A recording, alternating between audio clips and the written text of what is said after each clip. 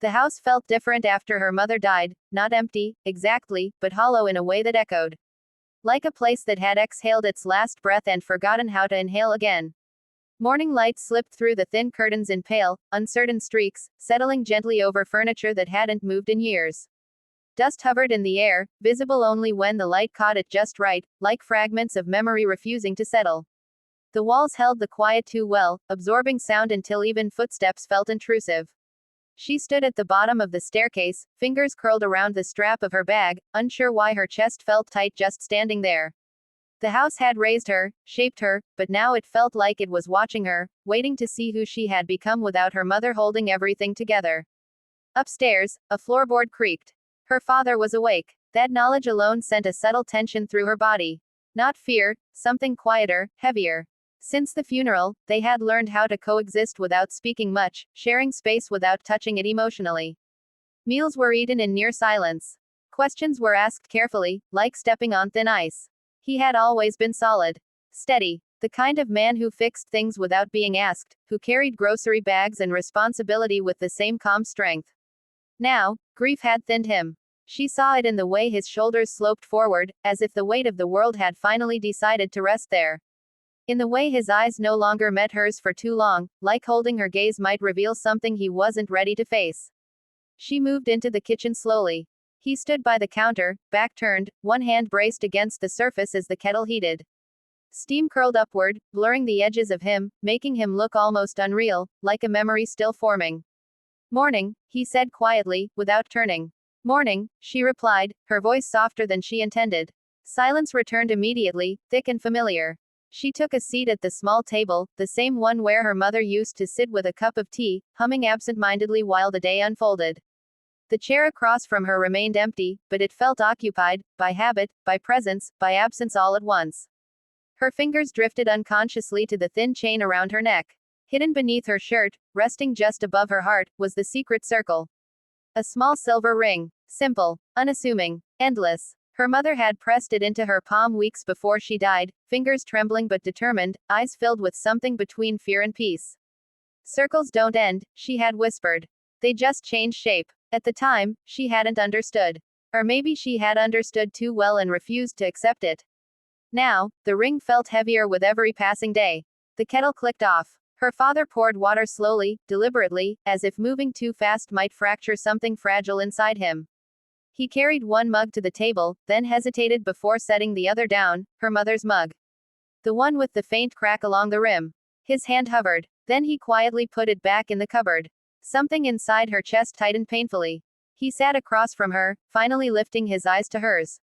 For a brief second, something raw passed between them, recognition, shared loss, words hovering just beyond reach. Neither spoke. She noticed how tired he looked up close. How grief had etched itself into his face in lines that hadn't been there before. How his hands trembled faintly when he lifted the mug. She wanted to say something comforting. Something strong. Something that would make it better. Instead, all that came out was silence. The secret circle pressed against her skin, grounding her, reminding her why she was here, why she couldn't leave yet, why the words lodged in her throat refused to stay buried any longer.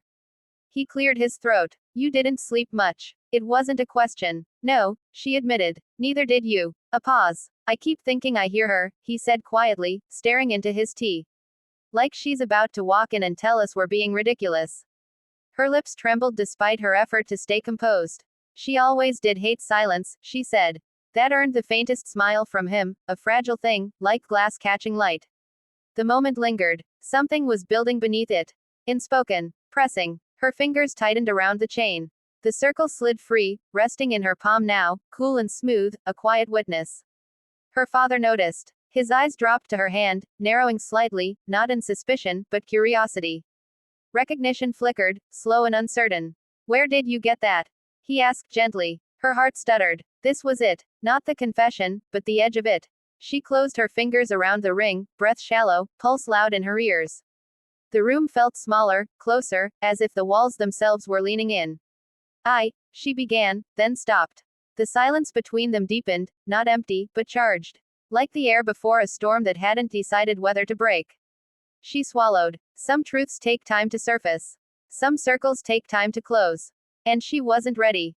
The morning light shifted, brushing across the kitchen table and painting everything in pale amber. The shadows of the cabinets stretched long and thin, making the room feel simultaneously familiar and alien. Every detail was sharper now. The faint chip on the table's edge, the curl of steam rising from the mug, the way her father's fingers trembled ever so slightly as he lifted it again. She watched him, the rhythm of his movements slow, deliberate. Each gesture seemed to weigh more than it should, carrying the gravity of a man trying to hold on to fragments of a world that had slipped through his hands. Her own hands rested on the table, fingertips grazing the worn wood, tracing the lines like a map of memories. Her mind kept circling the same thought. How do you confess the unspoken when grief itself has become a language neither of you knows? The kettle whistled again, shattering the quiet, but even the sound seemed muted by the tension in the room. Her father placed it down, eyes finally meeting hers, not fully, but just enough. I keep thinking about what she would have wanted, he said quietly. The words were cautious, heavy with restraint. About us. She nodded, swallowing against the sudden lump in her throat. Me too. Silence followed, this time not awkward, but full. Charged. Waiting. Her fingers brushed against the secret circle beneath her shirt. The silver was cold and grounding, a tiny anchor in the storm of her emotions. It reminded her that words could come later. That truth could wait, but it also needed its moment. She remembered her mother's voice, soft, precise, insistent. Circles don't end. They just change shape. The memory was a whisper in her mind, a promise that connection could survive even the weight of death. Her father shifted in his seat, moving closer without moving, as if the space between them were a boundary neither dared cross too quickly. She noticed how the lines around his eyes had deepened, how his shoulders sagged in ways that spoke of exhaustion both physical and emotional. He was a man unmoored, and she, though still carrying her own grief, felt an unexpected surge of protectiveness. You're holding something, he said suddenly, quiet, almost a whisper. His gaze was steady now, searching. I can see it. Her pulse spiked. How could he know? She hadn't spoken, hadn't even thought to reveal the secret yet, but the way he looked at her made the truth feel inevitable. Her fingers tightened around the ring. She could feel the cool metal against her skin, the curve of it fitting perfectly in her palm. A symbol, a promise, a fragment of her mother's lingering presence. I have to tell you something, she said, voice trembling but firm enough to pierce the quiet. She inhaled sharply, as though drawing courage from the very air around them. About Mom, about what she wanted me to say. His eyes softened, a flicker of relief, or maybe anticipation, crossing his face. He leaned back slightly, giving her the space to speak, though the tension in the room thickened like mist. She held up the ring, letting it catch the morning light. She gave me this, she said. The secret circle. She said, it meant that some things, love, connection, understanding, they don't end. They just change. And I didn't know how to tell you, but there's something you need to know. He reached out, hand hovering over hers. The gesture was tentative, almost afraid, yet filled with an unspoken longing. She let her fingers brush his, a fleeting touch that sent warmth rushing through her chest. The slow burn tension that had simmered for days, weeks, years, seemed to crystallize in that single moment. She wanted you to forgive me, she whispered, barely audible. For not telling you sooner. For keeping it all inside. I kept it because I was afraid you'd be angry, or disappointed. His hand closed gently over hers. Warm, steady, anchoring. There's nothing to forgive, he said softly. You don't have to carry this alone. Her heart ached. Relief tangled with sorrow, grief intertwined with love, and a strange, fragile hope began to bloom in the spaces between them. They sat like that for a long time, silence stretching out, filled with the weight of confession and the softness of understanding. Words were no longer urgent, they were secondary to presence, to touch, to shared breath. The secret circle glinted between them, reflecting light onto the table like a beacon. She realized then that it was more than a ring, it was a bridge. Between past and present, between pain and comfort, between them. Finally, she whispered, there's more, something I've never said. He nodded slowly, eyes searching hers, steadying her in ways no words could. I'm listening, he said. The room seemed to contract, enclosing them in a fragile world where grief, love, and confession mingled. Every small gesture, the brush of a hand, the tilt of a head, the faint tremor in her voice, was magnified, potent with unspoken feeling. Her confession, though still incomplete, had already begun to shift something fundamental. The invisible walls between them wavered, just slightly, enough for air, and hope, to seep through. And in that space, she realized, some truths could not be rushed. They required time, patience, courage, and the quiet intimacy of shared presence. The morning stretched on. Steam rose from their mugs. The secret circle rested in her hand like a promise yet fulfilled. And for the first time since her mother's passing, she felt that maybe, just maybe, they could navigate the grief together, slowly, carefully, without breaking. But even as relief settled over them, an unspoken tension lingered, an anticipation that the confession was far from over, that the next words would carry even more weight. And in that delicate, fragile balance, the story of them, father and child, bound by loss, fear, and love, was only beginning to unfold. The afternoon sun had shifted, casting long golden streaks across the worn wooden floors. Dust motes danced lazily in the air, catching the light like tiny fragments of memory suspended between past and present. She sat on the edge of the couch, the secret circle clasped lightly in her fingers, turning it over and over as if it held the rhythm of her heartbeat. Her father leaned in the armchair opposite her, a mug of tea resting on the side table, steam curling into the air like ghostly ribbons. He watched her, not with the distant caution of the past weeks, but with a soft, intent curiosity, the kind that came when someone waited, silently, for the truth to bloom. Words hovered, trembling, on the edge of her lips. She wanted to speak, wanted to pour everything out, but grief had carved a hollow in her chest that made her voice fragile, almost weightless.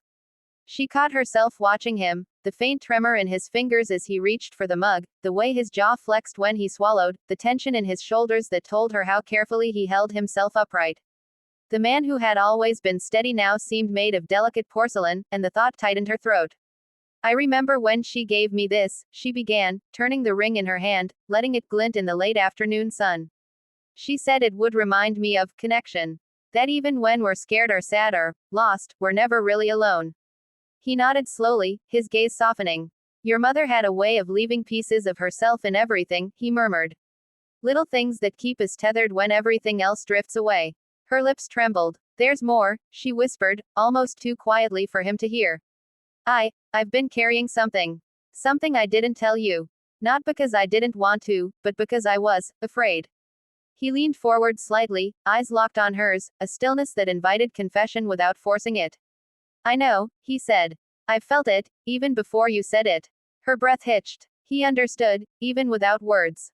The weight of that realization pressed into her chest. The secret circle felt hotter now, almost alive, as if it were urging her to speak, to release the heavy, tangled truth. I didn't tell you because I thought it would hurt you. That it would make everything worse, she said, voice breaking slightly. But keeping it inside, it's been worse for me. I needed you to know, to understand. The room was quiet except for the faint creak of the floorboards and the occasional sigh of wind brushing against the window panes. It was a silence so thick it almost had texture, wrapping around them, pressing them together in its unspoken intensity. He shifted, moving closer, so subtly it almost went unnoticed, and the distance between them seemed charged, as if the air itself were vibrating with unspoken emotion. What is it? He asked gently, careful, steady. You can tell me anything. You know that, right? She nodded, fingers tightening around the ring. The metal pressed into her palm like a pulse, a heartbeat syncing with hers. It's about Mom, about her last wishes. And me. I never wanted to burden you, but I think she trusted me to carry this with honesty. And I'm scared. Scared of what it means for us. His eyes softened, pooling with emotion he did not attempt to hide. Whatever it is, we'll face it together, he said. You're not alone in this, not ever. The tension between them stretched taut, like a string about to snap, but not yet breaking. Every glance, every shallow breath, every small gesture, the way he reached for the mug, the way she fiddled with the ring, was layered with emotion, meaning, and anticipation. She started again, faltering, I didn't want to tell you because I was afraid it might change everything. But holding it back, I feel like I'm unraveling. He leaned in just slightly, close enough that she could see the faint flecks of gray in his eyes, the way grief and love had etched themselves into the lines of his face. Nothing will change the way I feel about you, he whispered. Whatever you need to tell me, I'm here. Always. The secret circle caught the last rays of sun, glinting like a tiny beacon of courage. She pressed it lightly to her lips, inhaled, and then let the words tumble out, fragile and tremulous, yet undeniable. Mom, she wanted you to know that she loved you more than anything.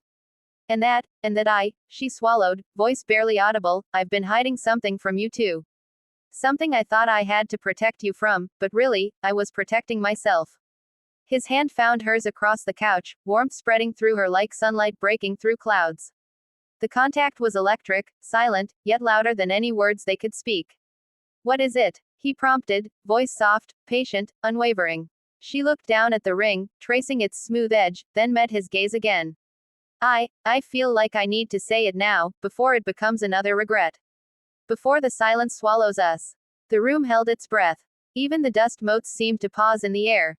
The moment teetered on the edge of revelation, fragile, intimate, and utterly consuming. She whispered it finally, the words catching in her throat. I love you. Not just because you're my father, but because through all this, I realized that love isn't always simple. And sometimes, it's the courage to speak it, even when it's terrifying, that keeps the circle whole. The air between them shifted. The secret circle lay between their hands, a symbol of connection, of honesty, of vulnerability. His eyes softened to a point that made her chest ache. We'll figure this out, he said. Step by step. We'll rebuild, together. And in that shared silence, with the sunlight fading and shadows stretching long, the slow burn tension melted into something fragile yet enduring, like the first tentative bloom of spring after a long, relentless winter. Yet the story was not over. The secret circle, the whispered confession, the shifting emotions, they were only the beginning. A cliffhanger lingered in the air. What would this new honesty mean for their relationship? How would grief, love, and courage intertwine next? The afternoon faded into evening, leaving them bound by an invisible thread of vulnerability, anticipation, and hope.